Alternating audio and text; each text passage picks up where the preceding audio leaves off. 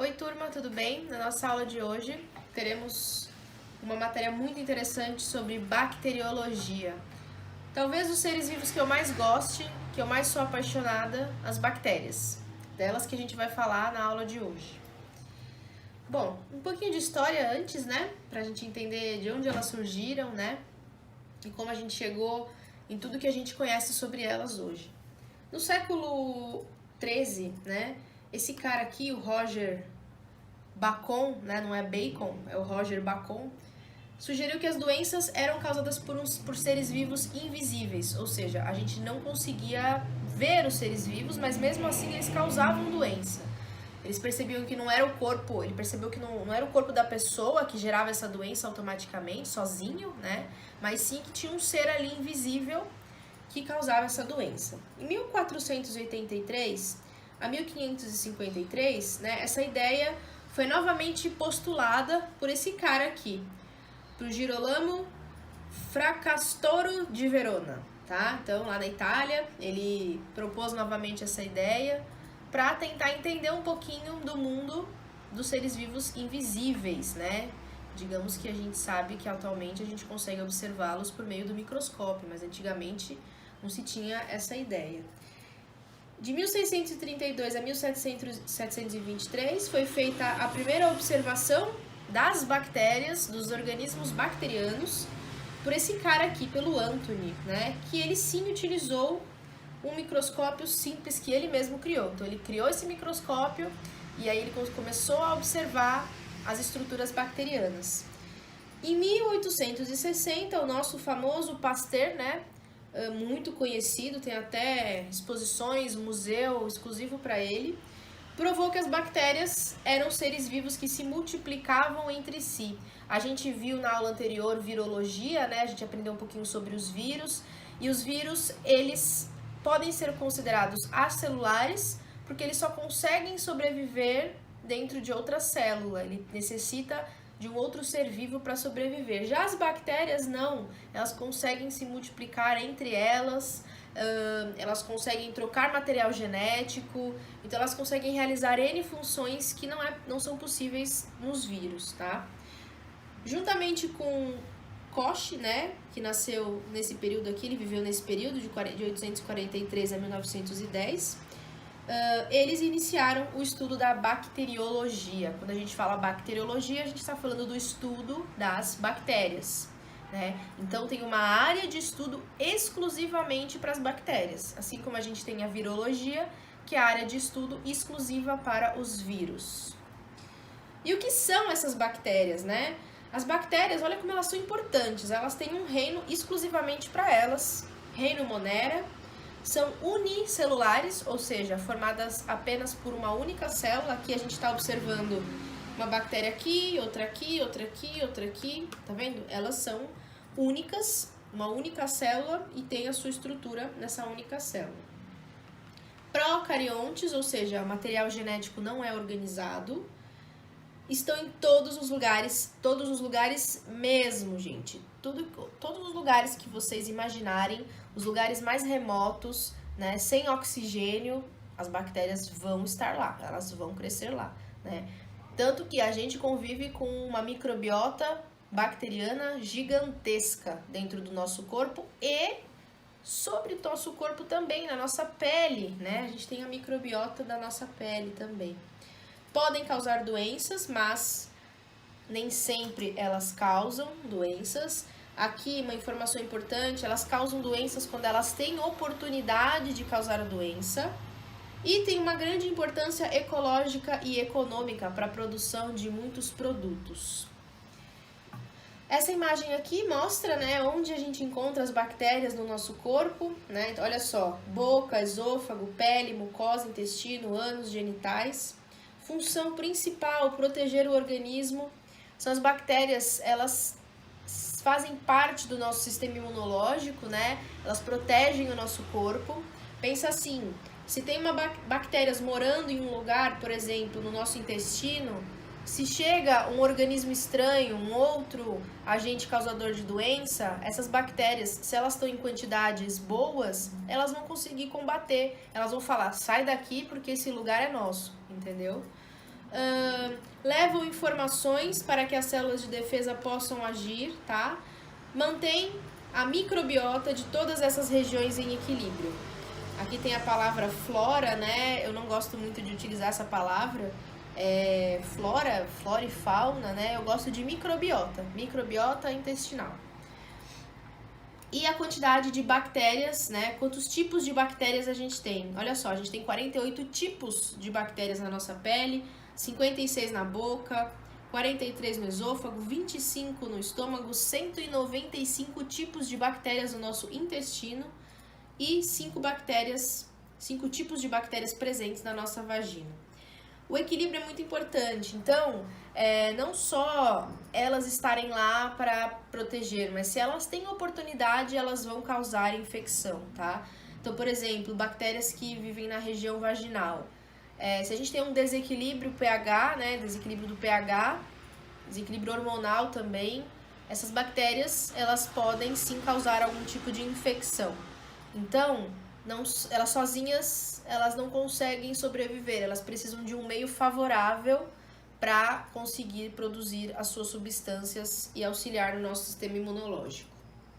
Algumas funções, né, extracorpóreas das bactérias no nosso meio ambiente, então elas participam do ciclo do nitrogênio. Elas também fazem parte da produção de alguns alimentos, então iogurte, alguns queijos, né, alguns fermentos biológicos. Elas também são utilizadas para a produção de antibióticos. Não sei se vocês sabem da história que os primeiros antibióticos eles foram descobertos através de contaminação, né, bacteriana e algumas vitaminas. E são utilizadas também para a produção de insulina e GH, 2 hormônios importantíssimos. E realizam também a descontaminação do ambiente, ok? Então, algumas funções das bactérias. As bactérias, elas têm uma morfologia, ou seja, como é que o corpinho delas, né, se apresenta, qual a forma, se elas estão em colônias, né? Então, quando a gente fala de forma, a gente tem bactérias em formatos de cocos, bacilos, espirilos, né? E colônias, quando a gente fala de colônia, é a quantidade em que elas vivem. Se elas estão em diplo, significa que são 2 bactérias juntas. Estrepto, uma cadeia de bactérias, né, como se fosse uma fileira. E estáfilo, cachos, como se fossem cachinhos de uva mesmo, todas elas coladinhas, uma do lado da outra, tá? Então a gente pode ter bactérias em cocos, organizados em 2, um do ladinho do outro, a gente chama de diplococo, né? A gente pode ter bacilo, diplobacilo, a gente pode ter em cadeias streptococcus, streptobacillus, staphylococcus, staphylobacilos, tá? Então a gente pode ter todas essas formas de morfologia. Aqui o desenho delas, né? Olha só, os cocos, os diplococos, os estáfilos, né? Os strepto e os espirilos também, parecem umas cobrinhas. Os bacilos aqui, os vibriões e as bactérias flageladas, que elas vão ter uma estrutura que a gente vai ver adiante. Quando a gente olha no microscópio, para a gente identificar essas bactérias, de que tipo elas são, a gente observa essas 2 características. Bactérias gram-positivas são arroxeadas, né, ou lilás, e bactérias gram-negativas, elas se apresentam vermelhinhas. Mas elas não são assim, não é a coloração delas normalmente, é um pigmento que a gente utiliza, uma forma de coloração microscópica, na qual a gente vai colocando os corantes e dependendo da característica da bactéria, do que ela tem no corpinho dela, ela vai se corar de uma forma diferente, tá? E quando eu falo o que ela tem no corpinho dela, se o corpinho dela tem uma membrana, tem uma membrana diferente da outra, tem polissacarídeo, então constituições diferentes que a gente vai ver agora, a estrutura celular. Essa daqui é uma bactéria, a gente observa que essa daqui tem os cabelinhos, que são as fímbrias, e ela tem ainda essa cauda, né, que é chamado de flagelo. Aí ao redor, essa estrutura laranja é a cápsula. Aqui na camada interna, essa cápsula é uma cápsula de peptídeo glicano, tá vendo? Uma parede celular também, né, de camada externa e peptídeo. A membrana aqui interna. E aqui dentro o material genético, lembrando que ele fica misturado ali no meio né, da célula, ele não é acoplado num lugar único que tem carioteca, no caso seria o núcleo. Então ele é uma célula procariótica, ok? Então o núcleo aqui no centro. Aqui tem as bolinhas que são os ribossomos, tá? E aqui a gente tem o material genético dentro da célula. Vamos começar vendo uma estrutura celular, a cápsula, né? Essa cápsula que envolve aqui ao redor da parede. A cápsula, ela é constituída de polissacarídeo ou polipeptídeo. A função, né, é uma cápsula, ela tem a função de proteção e adesão às superfícies. Então, com a cápsula, a bactéria vai poder aderir em algumas superfícies. Quando a gente fala do flagelo, a gente está falando dessa estrutura comprida, né, é um apêndice filamentoso. A função principal é movimentação celular. Quando a gente fala de movimentação, a gente está falando de taxia. E pode ser uma fototaxia ou uma quimiotaxia. Fototaxia significa que o movimento ele segue, né, a luz, foto. E quando a gente está falando de quimiotaxia, segue componentes químicos, ok? Bom, e a posição do flagelo, cada bactéria vai ter um flagelo diferente, então pode ser uma bactéria com um único flagelo, monotríquea. Se ela tem vários flagelos saindo do mesmo lugar, lofotríquea. Se ela tem dois flagelos, um saindo de cada lado, anfitríquea. Se ela tem vários flagelos, parece um cabelo aqui, né? A gente chama de peritríquea. Então, as posições dos flagelos. Já as fímbrias, elas podem estar distribuídas sobre todo o corpo da bactéria, né? E a função também é adesão e processo de conjugação. É através das fímbrias que a bactéria vai conseguir dar a mãozinha para outra fímbria de outra bactéria e por ali elas vão trocar informações. Por exemplo, eu sou uma bactéria e eu dou a mãozinha para outra bactéria. Aí eu falo assim para ela, olha, eu tenho uma informação aqui que você vai conseguir sobreviver nesse meio, nesse calor ou nesse frio. Aí ela passa essa informação pela fímbria, a outra bactéria vai receber essa informação e vai conseguir sobreviver também, tá? Agora chegamos na estrutura mais importante, a parede celular, e é a parede celular que ela é corada com aqueles corantes que eu falei para vocês, para identificar se é uma bactéria gram-positiva ou gram-negativa. A função principal da parede, né, é a forma da bactéria, mantém a pressão osmótica e funciona como uma barreira física. E aí, dependendo da constituição da parede, ela vai se colorir de rosa ou de roxo. E aqui a gente tem essa coloração e também a característica de cada parede. Não sei se vocês lembram de citologia, que a gente via a membrana celular. Aqui a bactéria tem a parede. E a parede, olha, essa daqui é uma gram-negativa. Tá vendo essas bolinhas roxas aqui? Esse aqui é o peptídeo glicano. Olha, bem uma camada só, uma única camada, bem fininha. Aí ela tem ainda uma membrana externa e uma membrana interna. Aqui pra dentro é dentro da célula, tá? Aqui também. Já a gram-positiva, olha só quantas camadas ela tem de peptídeo glicano e ela não tem nenhuma camada, nenhuma membrana externa sobre esse peptídeo, ok? Então ela tem várias camadas de peptídeo glicano. E como é que essa bactéria ela é corada? Então, por exemplo, eu peguei aqui um conjunto de bactérias, né? Uma colônia de bactérias, coloquei ela numa lâmina e coloquei o primeiro corante, o corante roxo. Aí depois eu coloquei um outro corante, o corante rosa.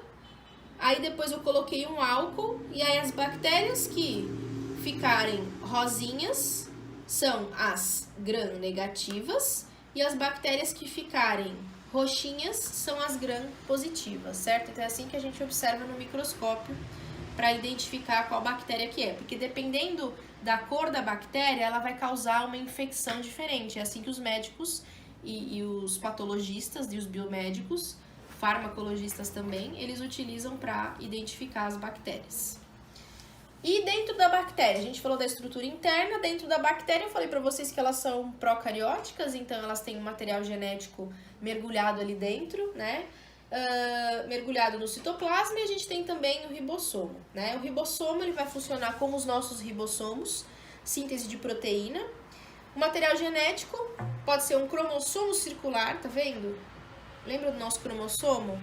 Que era que a gente tinha 46 cromossomos? A bactéria tem um cromossomo circular apenas. E as inclusões, que são locais de armazenamento de substâncias que a bactéria utiliza como reserva. Bom, a bactéria, ela ainda pode ter um endósporo, tá? Ela desenvolve esse endósporo. O que seria isso? É uma estrutura de resistência. Então, dependendo das condições do meio ambiente, essa bactéria sobrevive ou não sobrevive. O endósporo é uma característica muito importante para ela sobreviver. Se ela consegue desenvolver o endósporo, ela vai ter uma chance maior de sobreviver, por exemplo, em situações de calor, de frio, de agentes químicos, falta de água, né? Então aqui tem o processo da formação do endósporo, olha. Aqui eu tenho a bactéria, aí ela começa a se dividir, tá vendo? Formando com material genético dentro aqui de uma cápsulazinha que ela forma, e aí ela consegue ficar em estado de endósporo. Sabe que bactéria que tem esse endósporo? É aquela bactéria que fica dentro das latas, né? Das latas de atum, né? Das latas de milho. Muitas vezes a gente compra no mercado, a gente consome, a gente imagina que aquilo tá fechado, tá bonitinho, tá enlatado. E aí a gente fica doente, a gente fica com um chamado de botulismo, não sei se vocês conhecem essa doença. E essa bactéria, ela sobreviveu aos processos de envasamento dessas embalagens, né? Então ela foi ali dentro, ela não morreu, eles esquentam em altas temperaturas, ela não morre, ela fica viva ali dentro, viva em formato de endósporo. Quando ela tem oportunidade, ela sai desse endósporo, quando ela entra no nosso corpinho, ela adora e causa infecção, né? Ela libera também a toxina botulínica ali dentro, então ela consegue sobreviver, tá? Metabolismo bacteriano. As bactérias, elas metabolizam, diferentes dos vírus, as bactérias conseguem sim metabolizar o próprio alimento e a própria nutrição. A gente tem dois tipos, a gente tem a bactéria heterotrófica e uma bactéria autotrófica. As heterotróficas não produzem o próprio alimento, então elas precisam decompor os alimentos, são bactérias decompositoras, ou viver associadas a outros seres, então simbiontes. Já as autotróficas, elas conseguem produzir o próprio alimento através de fotossíntese ou de quimiossíntese. A gente ainda tem um tipo de bactéria parasita que são heterotróficas, né? Diferente da simbionte, porque a simbionte ela não vai agredir o ser vivo, mas as bactérias parasitas, elas agridem o ser vivo, elas vivem lá, agridem o ser vivo e causam infecções. Além das bactérias se nutrirem, elas também respiram, elas realizam respiração, né? Elas podem ser anaeróbias obrigatórias, anaeróbias facultativas e aeróbias obrigatórias. Quando a gente está falando de anaeróbias, né, ou anaeróbicas também, esse AN dá sentido de não, né? Então, elas não podem viver em presença de oxigênio, elas não conseguem, tá? Já as anaeróbias facultativas, elas conseguem tanto viver com oxigênio quanto sem oxigênio. E as aeróbias obrigatórias, elas só sobrevivem em presença de oxigênio. As bactérias se nutrem, respiram e elas também realizam reprodução. Uma reprodução diferente, né? Elas se reproduzem assexuadamente. Quando a gente fala assexuadamente, né? A dá sentido de não. Então, elas se reproduzem sozinhas. Elas não precisam de outras bactérias para se reproduzir. Nós, seres humanos, somos seres sexuados. Ou seja, a gente precisa de um outro ser para se reproduzir. O primeiro processo de reprodução assexuada é a bipartição. Então, a gente tem um serzinho aqui, uma bactéria. Ela começa a se dividir, formando duas bactérias idênticas, né? Parece até um processo de mitose. E é parecido mesmo, né? Mas aqui ela vai formar duas bactérias que vão viver separadamente. Já na reprodução sexuada, que elas também realizam, na verdade, essa reprodução, ela realiza uma troca de material genético, né? Uma conjugação. Então, aqui a gente tem uma bactéria. Essa bactéria, ela tem essa informação vermelhinha aqui e essa outra aqui não tem. Aí uma se liga na outra, né? Olha só, ela se ligou nessa e aí essa daqui passou a informação para outra. Ela falou, você quer esse negócio que eu tenho aqui? Isso aqui faz eu conseguir sobreviver em muito calor. Aí essa outra bactéria fala, ah, eu quero sim, eu tô querendo sobreviver porque tá muito quente no lugar onde eu tô. Elas se encontram, passam o material e as duas agora têm a informação de sobreviver no calor, tá? Por exemplo. Outro tipo de reprodução sexuada é a transformação. Então as bactérias elas conseguem absorver moléculas do meio. Então, por exemplo, tem lá um monte de bactérias vivendo em colônia. Aí as bactérias começaram a morrer, né? As outras bactérias falaram, opa, tem alguma coisa acontecendo, elas estão morrendo e a gente precisa tentar sobreviver. Aí essa bactéria aqui, espertinha, ela encontrou umas moléculas de DNA soltas aqui no meio. Aí ela pegou essas moléculas e colocou para dentro a fim de prevenir a morte, né? Então, por exemplo, se esse DNA for de alguma bactéria que já esteja morta, ela pode pegar a informação para saber, por exemplo, ela morreu disso, então eu tenho que tomar cuidado, tá? Eu tô falando desse jeito, gente, mas não é que as bactérias pensam, elas não têm cérebro, elas não fazem ligação sinapse, né? Mas é uma forma delas sobreviverem, né? Uma forma de sobrevivência. Então aqui ela pegou esse material e colocou acoplado no material genético dela. Outro tipo de reprodução sexuada é a transdução, tá? Aqui a gente tem uma bactéria e aqui a gente tem um vírus, o vírus bacteriófago. Não sei se vocês lembram da aula de virologia, que eu falei que esse vírus aqui com essas perninhas, ele conseguia infectar a bactéria. Esse vírus está carregando uma informação importante aqui dentro.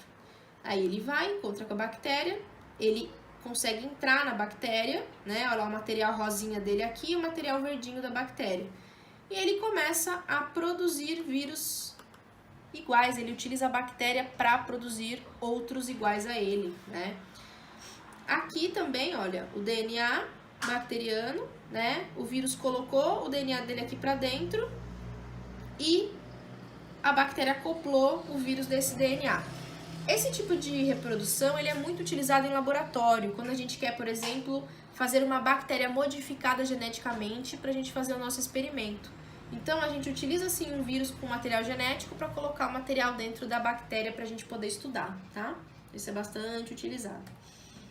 Espero que vocês tenham gostado da aula sobre bactérias, né? É a minha aula favorita, eu adoro bactérias. Eu acho que é muito legal a gente entender o funcionamento para a gente conseguir entender as doenças causadas por elas. Até a próxima aula, pessoal!